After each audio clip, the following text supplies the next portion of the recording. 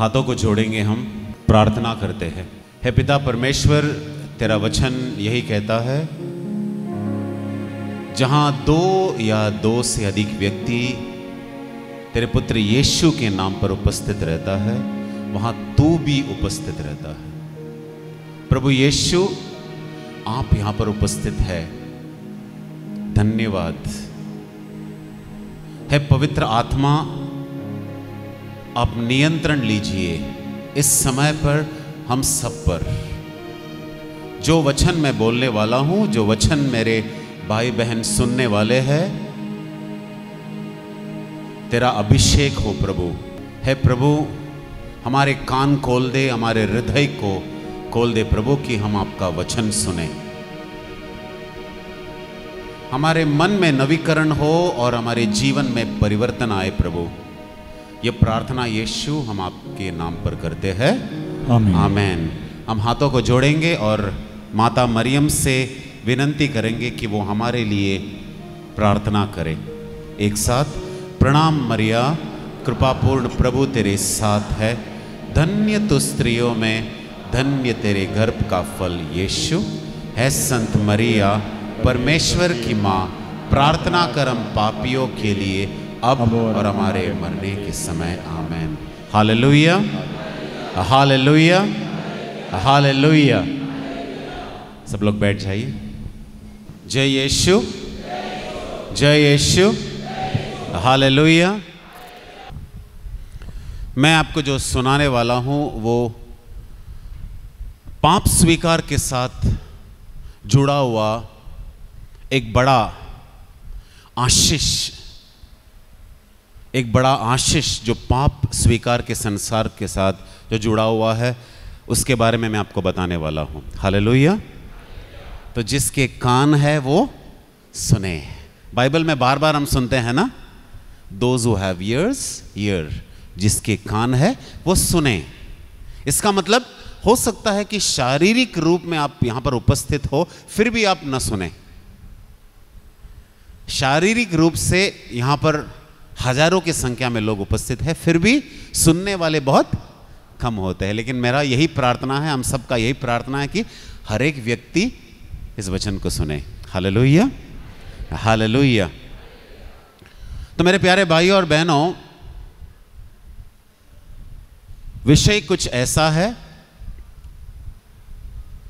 पाप स्वीकार के संस्कार के द्वारा कृपा या अनुग्रह। लेकिन मैं अधिकतर जो शब्द इस्तेमाल करूंगा वो कृपा होगा, अनुग्रह नहीं। बाइबल में कई बार अनुग्रह दिया है।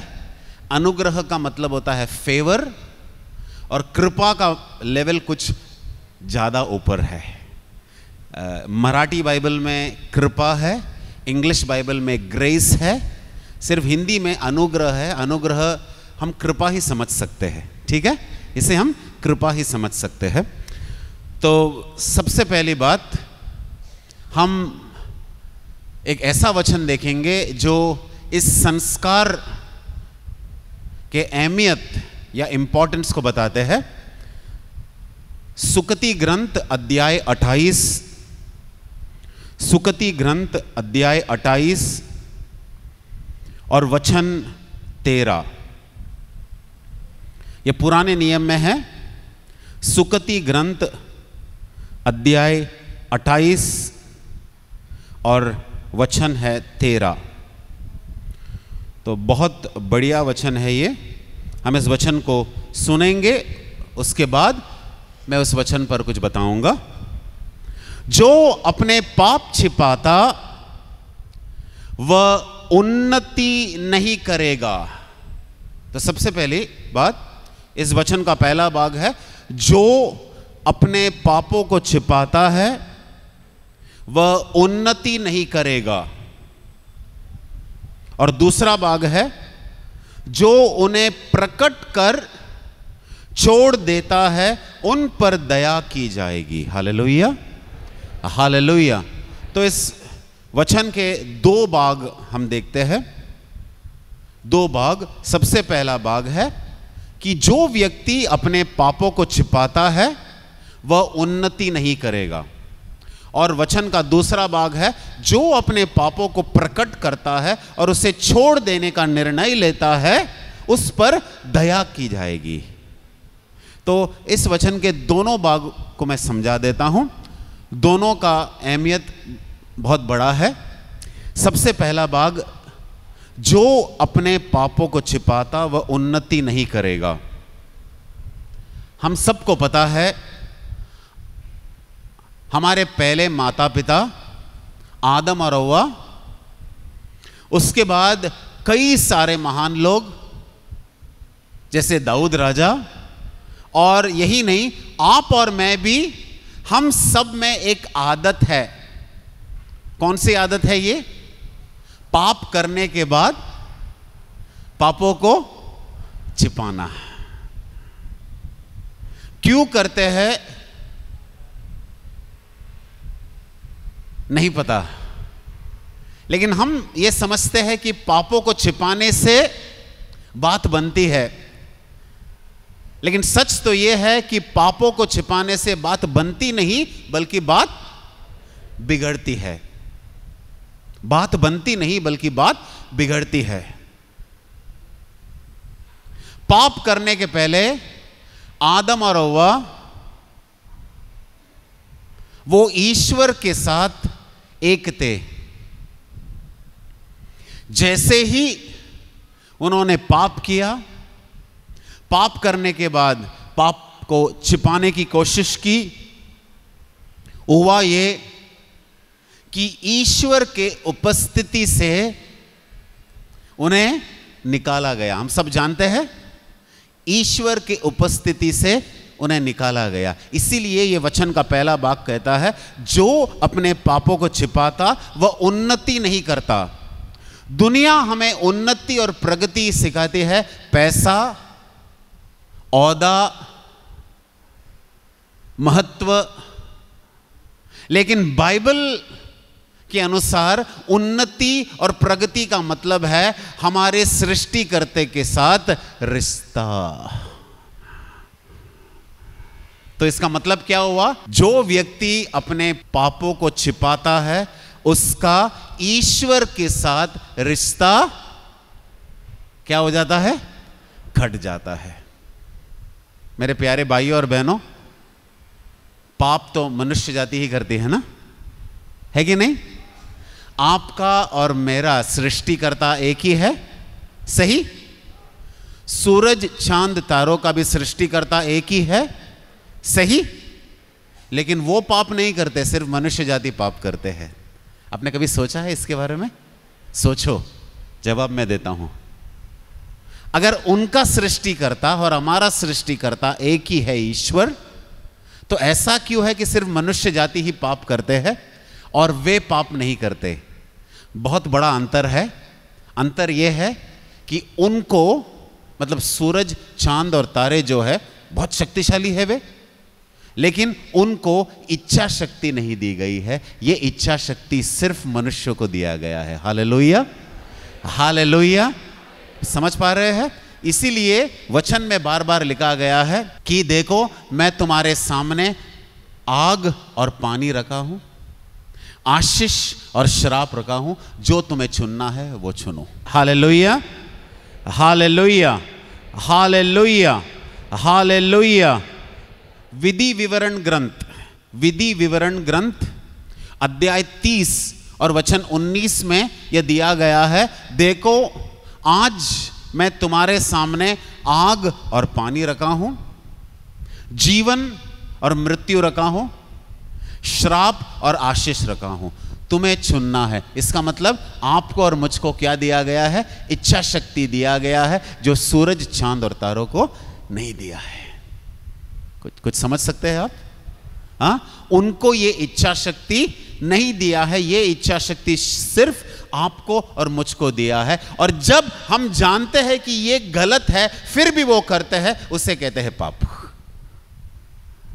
हालेलुया। तो वचन में क्या दिया गया है? वचन का सबसे पहला भाग हमने क्या पढ़ा? जो अपने पापों को छिपाता वह उन्नति नहीं करता। तो आत्मिक या आध्यात्मिक रूप में उन्नति का मतलब है ईश्वर के साथ रिश्ता, प्रगति का मतलब है ईश्वर के साथ एक होना। अगर आप मुझसे पूछोगे ब्रदर क्या आपका उन्नति और प्रगति हो रहा है, तो मैं कहूंगा हो रहा है, हो रहा है। तो आप मुझसे कहोगे हाँ आप डिवाइन में प्रचार कर रहे हैं, ये कर रहे हैं, वो कर रहे हैं, तो मैं कहूंगा प्रचार करना, गाना गाना, कोई कार्यक्रम चलाना, ये ईश्वर का दिया हुआ दान है। हाँ ठीक है, ईश्वर जिसे चुनते हैं उसे वो कार्य करना है। अगर ईश्वर ने मुझे प्रचार करने के लिए चुना है तो मुझे प्रचार कार्य करना है। अगर ईश्वर ने आपको आपके पल्ली में कैटेकिज्म पढ़ाने के लिए बुलाया है, आपको वो कार्य करना है, लेकिन जीना तो सिर्फ आपको ही है। सुना, मैं आपके जगह जी नहीं सकता, आप मेरे जगह जी नहीं सकते। इसलिए जो व्यक्ति पाप करता है और पाप करने के बाद वो अपने पापों को छुपाता है, वो कभी उन्नति नहीं करता, ईश्वर के साथ उसका रिश्ता नहीं बढ़ता। तो मैं एक ही बात बताऊंगा, अगर मैं समझता हूं कि उन्नति कर रहा हूं, प्रगति कर रहा हूं, हाँ कभी कभार मैं पाप करता हूं, लेकिन मैं अपने पापों को नहीं छिपाता, मैं उसे प्रकट करता हूं और छोड़ने के लिए प्रार्थना भी करता हूं कि प्रभु तू मुझे कृपा दे कि मैं पाप से लड़ाई करूं। Hallelujah, hallelujah. आप इस बात को समझ सकते हैं कि सच्चा उन्नति और सच्चा प्रगति मतलब मिनिस्ट्री नहीं, सेवा कार्य नहीं। मेरे प्यारे भाइयों और बहनों, मुझे बहुत खुशी है कि 25 साल से, पिछले 25 साल से मैं डिवाइन रिट्रीट सेंटर का बाग हूं। पिछले 5 साल से मैं यहां पर केरल में हूं। 20 साल मेरा divine retreat centre Tabor Mumbai में मैंने सेवा किया।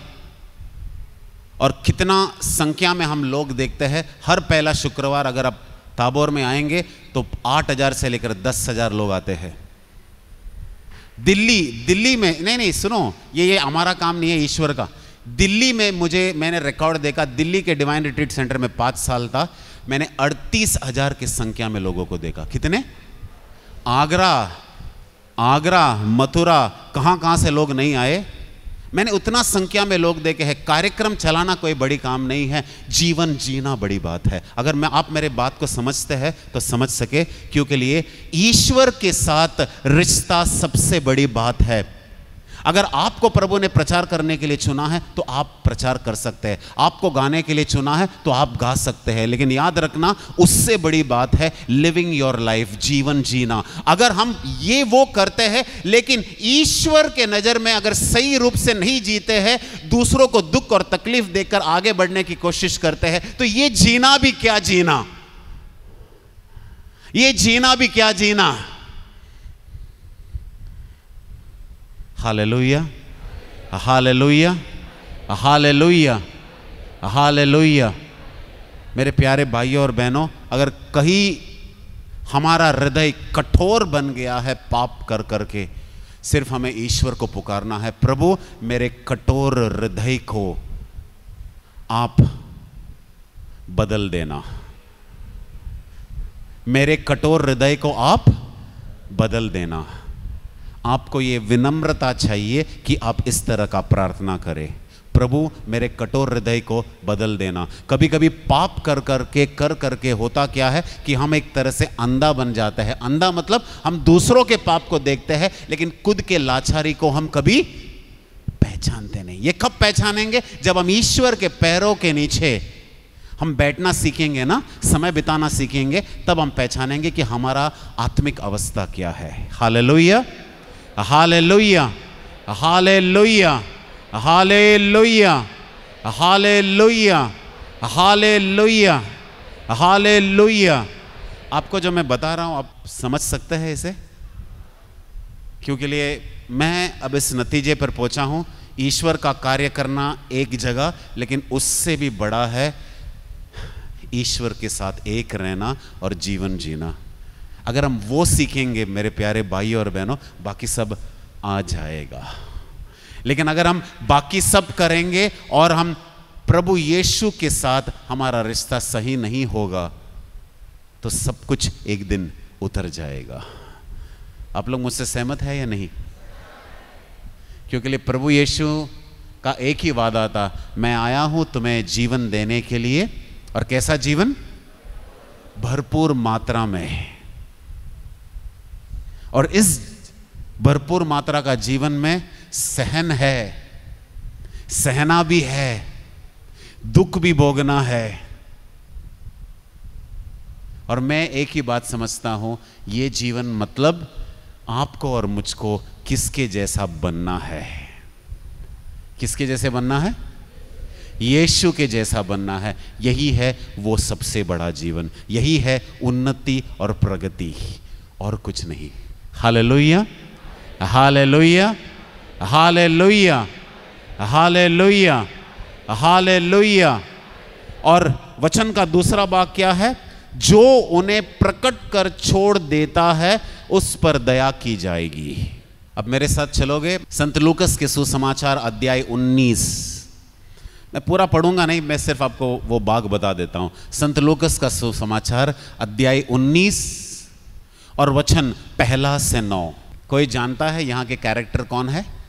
यहां का मुख्य पात्र कौन है? ऑफ कोर्स यीशु है, लेकिन उसके बाद ज़क्कैयुस। जब मैं उस वचन का दूसरा भाग पढ़ा तो मुझे यही व्यक्ति याद आया, यही व्यक्ति याद आया, और दूसरा व्यक्ति याद आया मुझे, उड़ाऊ पुत्र। दो व्यक्ति मुझे याद आया। एक है ज़क्कैयुस, कद से छोटा, मुख्य नाकेदार ज़क्कैयुस, और दूसरा है उड़ाऊ पुत्र, जिसने अपने पिता से अपने जायदाद का हिस्सा मांगकर ले लिया। इससे हमें बहुत कुछ पता चलता है कि पैसा खर्चा करने के लिए समय ज़्यादा नहीं लगता, पैसा कमाने के लिए बहुत मेहनत और समय लगता है। Hallelujah, hallelujah, hallelujah. तो हम पहले हमारे ज़क्कैयुस भाई साहब के पास जाएंगे। यहां पर बहुत जरूरी बात है जो हम सबको सीखना है। ज़क्कैयुस कद में कैसा था? कद में छोटा है कि नहीं? लेकिन हम उसके उत्तेजना को देखते हैं, वो प्रभु यीशु को देखना चाहते थे। अब देखो ये पैलेस्टाइन या अरब जगह है, अरब लोग हैं, वहां के लोग 6-6 फुट ऊंचा थे। उनमें से सबसे छोटा समझो हमारे ज़क्कैयुस भाई साहब। अब उसे पता था कि उन्हें यीशु को देखना है, लेकिन यीशु को देखने का कोई चांस है ही नहीं। तो उसने अपना दिमाग लगाया, वहां पर एक पेड़ देखा उसने। एक पेड़ देखा, गुल्लर का पेड़, और तुरंत वो उस पेड़ के ऊपर जाकर चढ़ गया। अब यीशु और उसके बीच में जो बातचीत हो रहा है मैं आपको सुनाना चाहता हूं। वचन 5।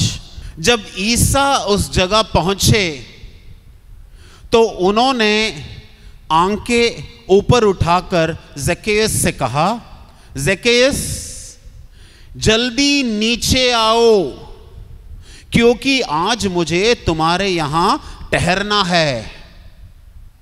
हम सब के लिए, आपके लिए और मेरे लिए एक मुख्य संदेश है यहां पर। जल्दी नीचे आओ। क्या है संदेश? जल्दी नीचे आओ। जो व्यक्ति पाप के अवस्था में है, ज़क्कैयुस जैसे है, पेड़ के ऊपर चढ़ा हुआ है, उस स्थान से हम कभी ईश्वर को देख नहीं सकते, ना तो उसे स्पर्श कर सकते हैं। तो प्रभु यीशु ने यह संदेश सिर्फ ज़क्कैयुस को नहीं दिया है, आपको और मुझको भी दिया है। जल्दी नीचे उतर आओ। देखो वचन में बहुत कुछ मतलब निकल आता है। जल्दी नीचे आओ, इसका मतलब है अपने आप को विनम्र बनाओ। अगर तुमने पाप किया है, तुमने कबूल किया है कि तुमने पाप किया है, पेड़ के ऊपर चढ़कर तुम कभी ईश्वर के साथ रिश्ता नहीं रख पाओगे। तुम्हें नीचे उतरना है, तुम्हें नीचे उतरना है।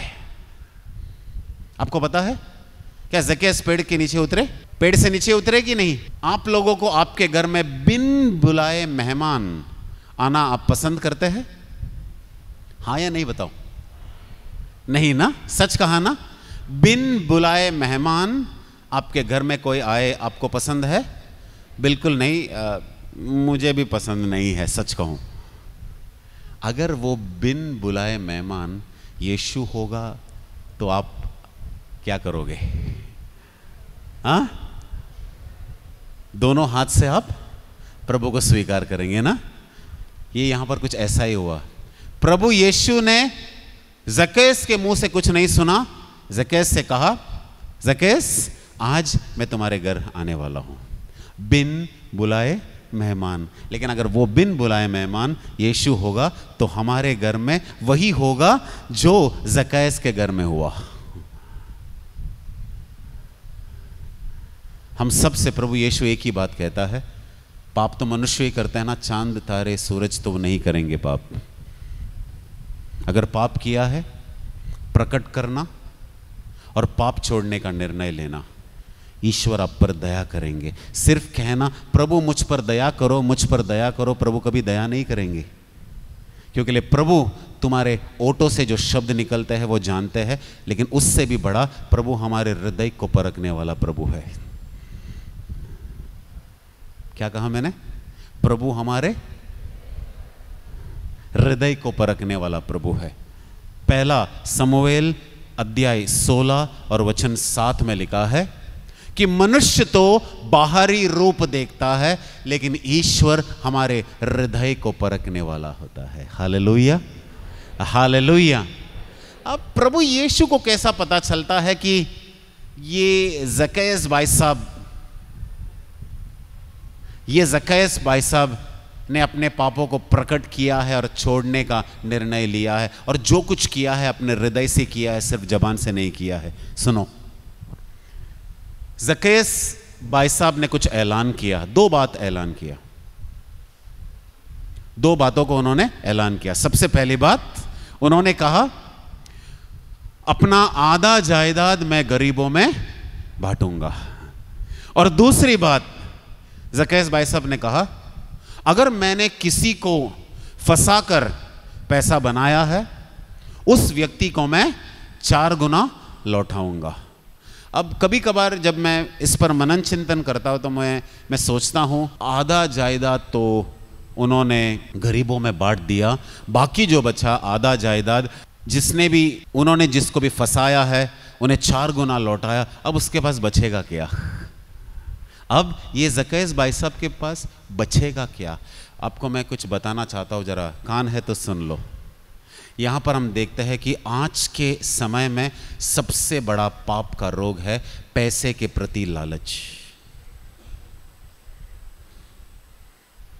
मुंबई वाला, झारखंड वाला, छत्तीसगढ़ वाला, वेस्ट बंगाल वाला नहीं, सब जो है अधिकतर लोग पैसे के लालच में फंसे हैं। समझ में आ रहा है आपको?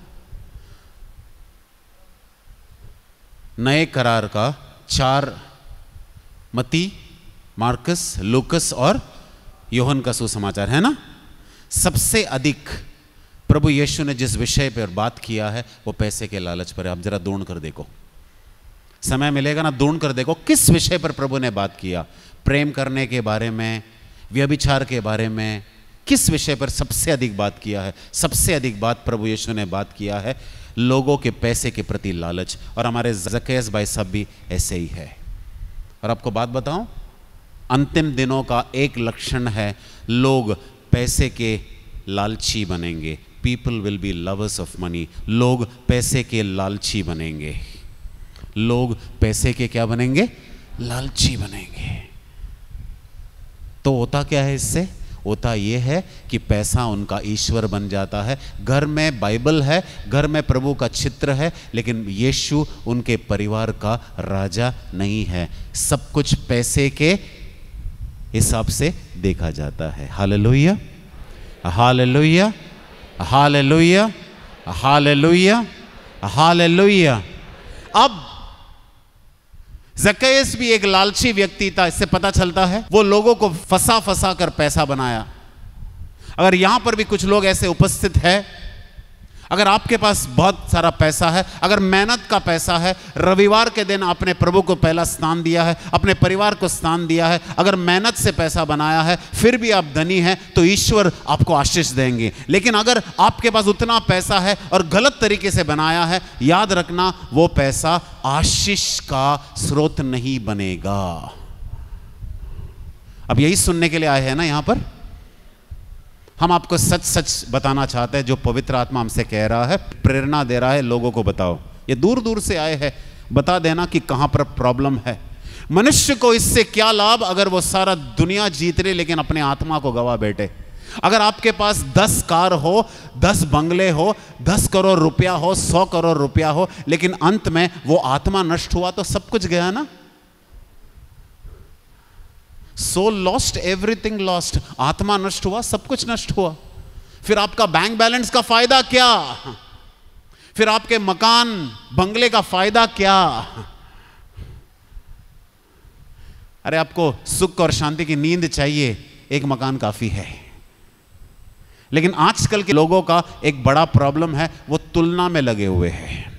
उनके पास उतना है, हमारे पास इतना ही है। आप कभी शांति में सो ही नहीं पाएंगे।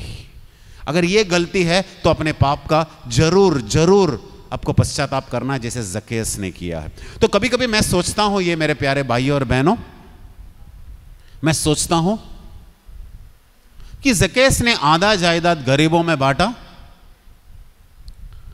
बाकी आधा जायदाद जो बचा, जिसको भी उन्होंने फंसाया था, उन्होंने 4 गुना लौटा। तो बचेगा क्या जक्केस भाई सबके पास? सुनो, उसके पास उसका नौकरी बचा है। अब वो ईमानदारी से काम करेगा।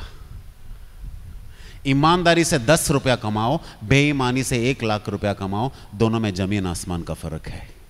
लोग आपको वाह वाह कहेंगे, लोग आपको चढ़ाएंगे चने के झाड़ पर, लेकिन चढ़ना नहीं। और दूसरी बात, जक्केस के जीवन में उतना सब कुछ निकल बाहर जाने के बाद उसके पास नौकरी है, वो ईमानदारी से जिएंगे। और सबसे बड़ा, जो मैं समझता हूं सबसे बड़ा पूंजी, ट्रेशर उसके पास अब यीशु है। Hallelujah, hallelujah. आपके पास और आपके परिवार के पास अगर यीशु है तो आपके पास सब कुछ है। यीशु नहीं है, आपके पास 10-10 मकान है तो आपके पास कुछ भी नहीं है। आप कहोगे ब्रदर, आपको कहना बहुत आसान है, आप तो प्रचार करते हैं, कहना आसान है, लेकिन मैंने ये अनुभव किया है। मैं अपने जीवन का 50 साल मुंबई महानगरी में बिताया है। मैं पेशे से मैं एक अध्यापक था, मेरा खुद का संस्था था। समय आने पर मैंने उस संस्थे को बंद किया ताकि ईश्वर का काम करो। मैं जानता हूं कि पैसा का अहमियत क्या है। मैंने बाइबल में देखा है कि पैसा के हिसाब से जीना मतलब तृप्त होकर जीना है और लालची होकर जीना नहीं है।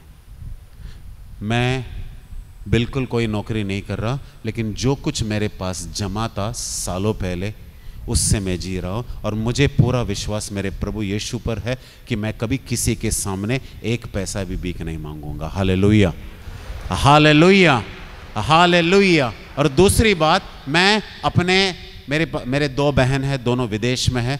मैं कभी उनके साथ तुलना नहीं करूंगा। उनके घर में 3-3 कार है, 4-4 कार है, मेरे पास 1 गाड़ी है। ठीक है, मैं खुश हूँ। मैं लोगों को कहता हूँ कि मेरे पास एक मर्सिडीज बेंस है। क्या है? मेरा मर्सिडीज बेंस मेरा 2 पहिया है, वो काफ़ी है मेरे लिए। सुना? क्योंकि लिए यात्रा अब जब करते हैं ना रास्ते पर, तो प्रभु यीशु का लहू और प्रभु यीशु के स्वर्गदूत मेरा सुरक्षा देता है। अब कितने भी बड़े गाड़ी में यात्रा करना, अगर सुरक्षा आपको लगता है एयरबैग ही करता है, तो ये आपकी बात।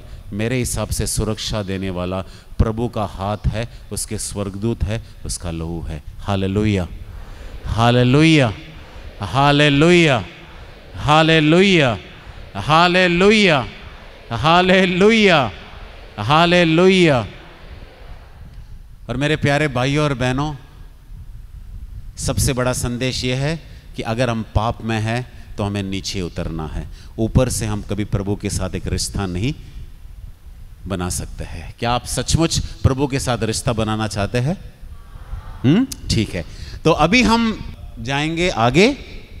तो इतना सब कुछ ठीक है, मैंने स्पष्ट रूप से बताया, आप समझ तो सके। अगर किसी को लग रहा है कि ब्रदर क्यों पैसे के बारे में बता रहा है, मैंने बता रहा हूं, इनको पूछना। बाइबल जरा खोल कर देखना, सबसे अधिक प्रभु यीशु ने किसी विषय पर बताया है? पैसे के लालच के बारे में बताया। मुझे कुछ नहीं बताना, इनको बताना। ये जानते हैं उन्होंने क्या कहा है। अगर ये कहते हैं कि मनुष्य ईश्वर और पैसे दोनों का आराधना नहीं कर सकते, पूजा नहीं कर सकते, इनको जाकर पूछना। अगर ये कहते हैं कि ऊंट को जो सीज जो है उनके आंख से निकलना उतना मुश्किल है, वो भी आसान है, लेकिन एक लालची व्यक्ति को स्वर्ग में जाना उतना मुश्किल होगा, ये मेरा कथन नहीं है। समझ में आ रहा है? Hallelujah, hallelujah. पूरे बाइबल में मैंने एक ही व्यक्ति को प्रभु यीशु के पास आते हुए देखा है और दुखी जाते हुए देखा। एक ही व्यक्ति को, एक ही व्यक्ति को। धनी मूर्ख, सिर्फ धनी भी नहीं है, मूर्ख है वो। धनी लोग आते हैं ना यहां पर,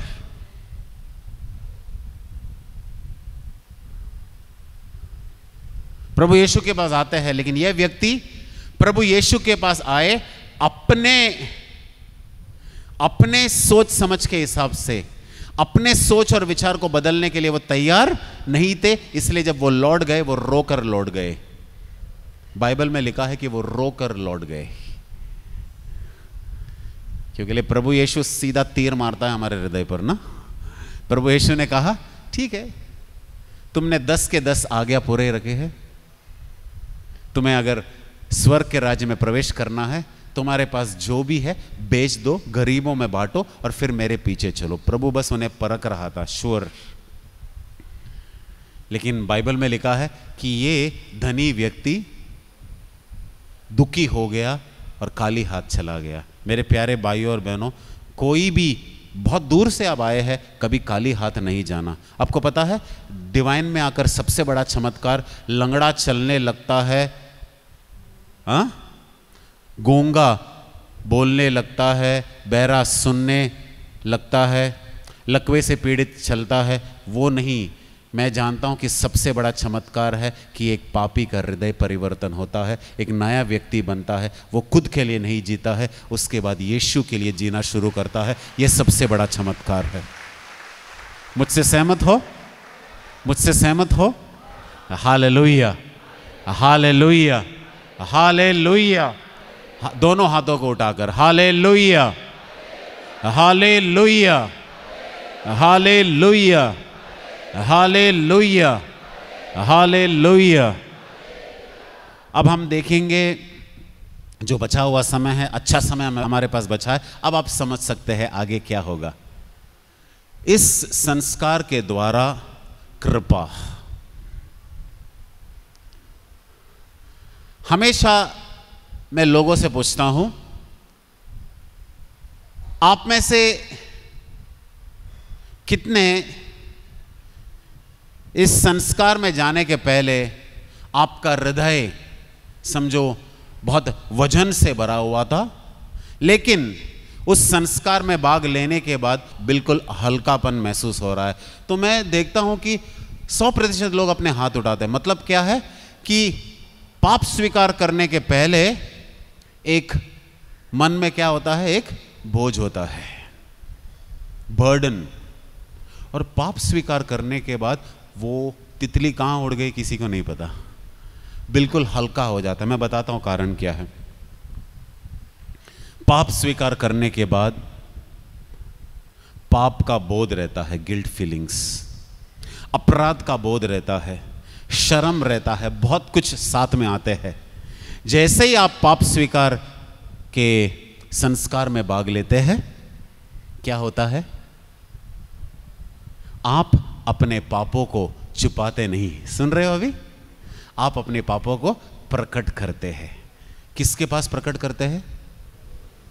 जरा जोर से। यीशु के पास।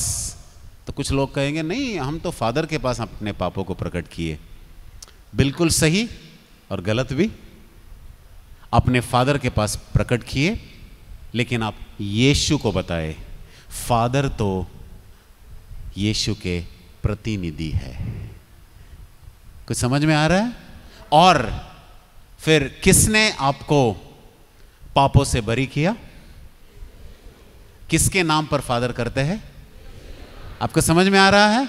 और मैं एक बात बताऊं क्या है, अब हम पॉइंट में आएंगे। तो इतना कुछ मैंने आपको बताया, तैयार कर रहा था मैं आपको, ठीक है? पवित्र आत्मा आपको तैयार कर रहा था। और जब वहां से लौट आते हैं तो एक तरह से खुशी अनुभव करते हैं, एक खुशी या आनंद महसूस करते हैं, हल्कापन महसूस करते हैं। वो क्या है? वो हम कहते हैं कृपा। टूटे हुए रिश्ते को, पाप के कारण टूटे हुए रिश्ते को अब दोबारा जब आप अपने पापों को कबूल करते हैं, पाप स्वीकार के संस्कार में भाग लेते हैं, तो वो रिश्ता जुड़ जाता है। इसे कहते हैं कृपा। ईश्वर के साथ आपका रिश्ता जुड़ गया है। Hallelujah, hallelujah, hallelujah. और एक बात याद रखना है, हम कहते हैं, अच्छा कुल मिलाकर कितने संस्कार होते हैं? 7 संस्कार होते हैं, है कि नहीं? कुल मिलाकर 7 संस्कार होते हैं। ये सातों के 7 संस्कार जो है, इसमें एक शर्त है, एक कंडीशन है, एक शर्त है। आपको पता है क्या है? जब हम उस संस्कार में भाग लेते हैं, मीसा भी एक संस्कार है।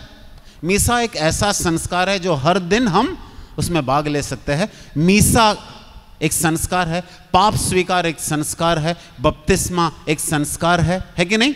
हर एक संस्कार, 7 संस्कार के पीछे एक जरूरी बात है, विश्वास।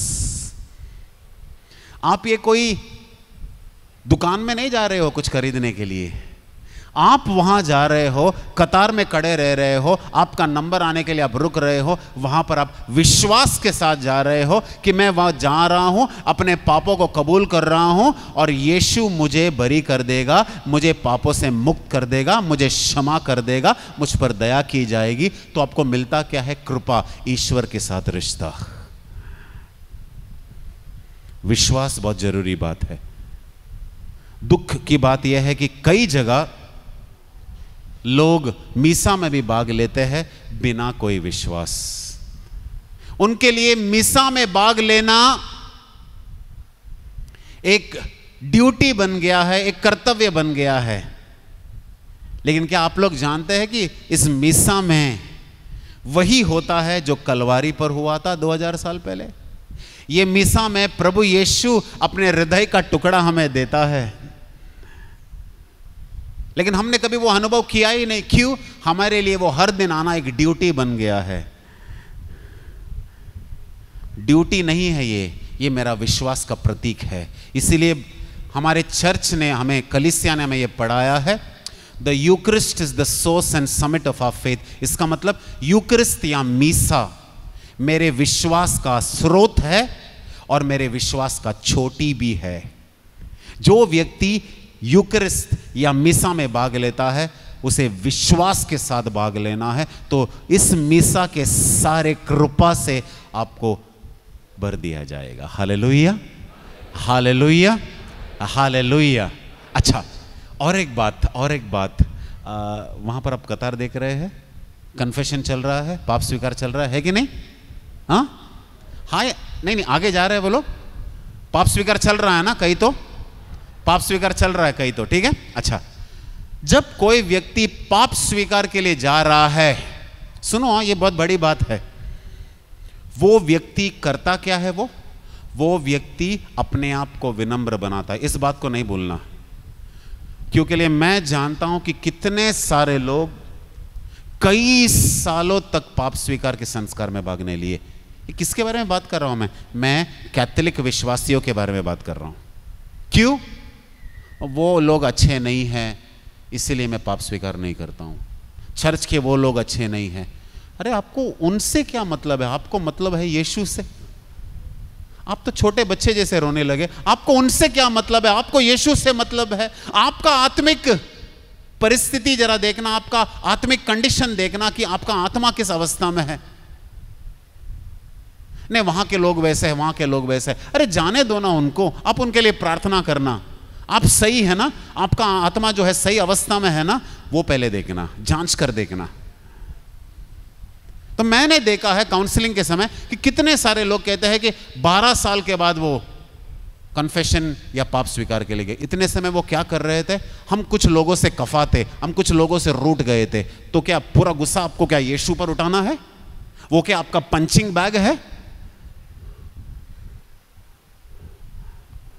अरे यीशु अपना हृदय का टुकड़ा आपको दे रहा है। वो हृदय का टुकड़ा पूरे पवित्रता में स्वीकार करना। अगर आपको लगा कि कोई बड़ा पाप है तो इस प्रभु यीशु के शरीर को स्वीकार नहीं करना।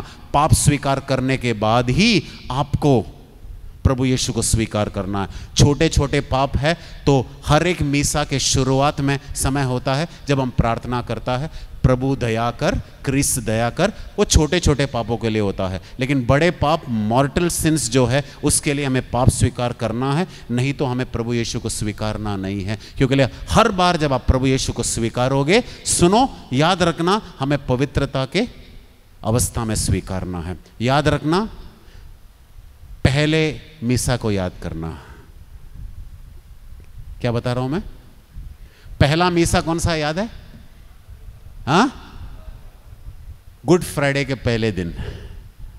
हाँ, प्रभु यीशु के शिष्यों में एक ने प्रभु का शरीर स्वीकारा। जब हम प्रभु यीशु के शरीर स्वीकारते हैं, कृपा से भरपूर हो जाते हैं, शक्ति से भरपूर हो जाता है। लेकिन एक ने प्रभु यीशु का शरीर स्वीकारा। बाइबल में क्या लिखा है? उसके अंदर कौन जाता है?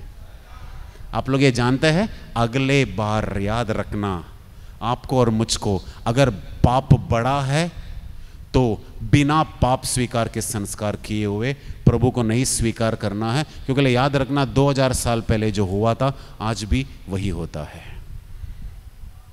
जो मैं बता रहा हूं, आप समझ पा रहे हैं? इसलिए संत पौल ने भी बताया, आप में से कितने सारे लोग जो है वो प्रभु के शरीर को स्वीकारते हैं पाप के अवस्था में, बड़े बड़े पाप। इसीलिए आप में से कई सारे लोग बीमार भी पड़ गए हैं। अपने बाइबल में पढ़ा है, पहला कुरिन्थियों को लिखा गया पत्र अध्याय 11 में पढ़ना। मेरे पास उतना समय नहीं है, उसमें आप देखेंगे कैसे हमें प्रभु को स्वीकारना है।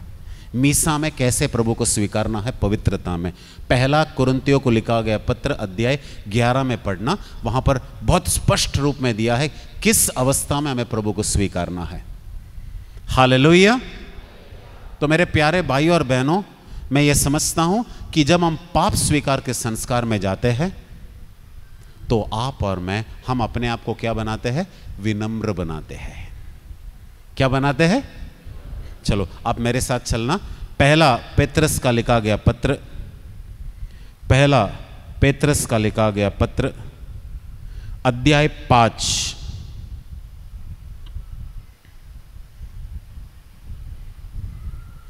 आपको पता है ये कृपा कहां से मिलती है? जरा देखेंगे हम। अध्याय 5 और वचन 6। वचन 6 मिल गया सबको वचन? मैं आपको पढ़कर सुनाता हूं। आप शक्तिशाली ईश्वर के सामने विनम्र बने रहे। क्या बने रहे?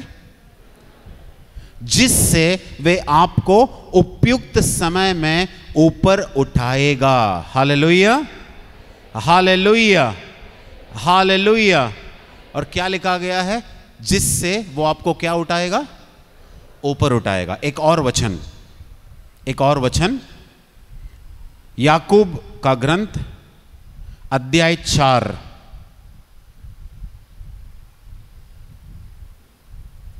और वचन 6।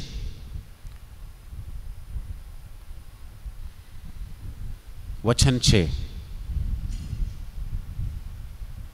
इसलिए वह हमें प्रचुर मात्रा में अनुग्रह देता है। अनुग्रह, कृपा, क्या है ये? अनुग्रह, कृपा देता है।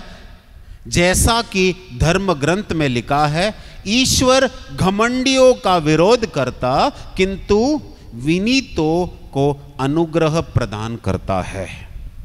तो अंग्रेजी बाइबल में लिखा है but gives grace to the humble. मतलब जो व्यक्ति अपने आप को विनीत बनाता है, विनम्र बनाता है, ईश्वर उसे क्या देता है? कृपा, अनुग्रह देता है। आप जब पाप स्वीकार के संस्कार में भाग लेने जाते हो, क्या करते हो? आप कहते हो कि हां मैंने पाप किया है। आप अपने पापों को नहीं छिपाता, आप अपने आप को विनीत बना रहे हैं, विनम्र बना रहा है। और वादा क्या है यहां पर? जो व्यक्ति अपने आप को विनीत बनाता है, विनम्र बनाता है, ईश्वर उन्हें क्या देता है? ईश्वर उन्हें अनुग्रह या कृपा देता है। हालेलुया। आप में से कितने लोग अनुग्रह या कृपा का मतलब जानते हो?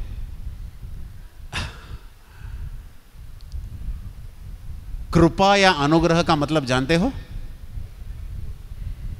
हर एक मीसा में पुरोहित इसी तरह से प्रार्थना करते हैं, इसी तरह से आशीष देते हैं सभी विश्वासियों को। क्या कहते हैं?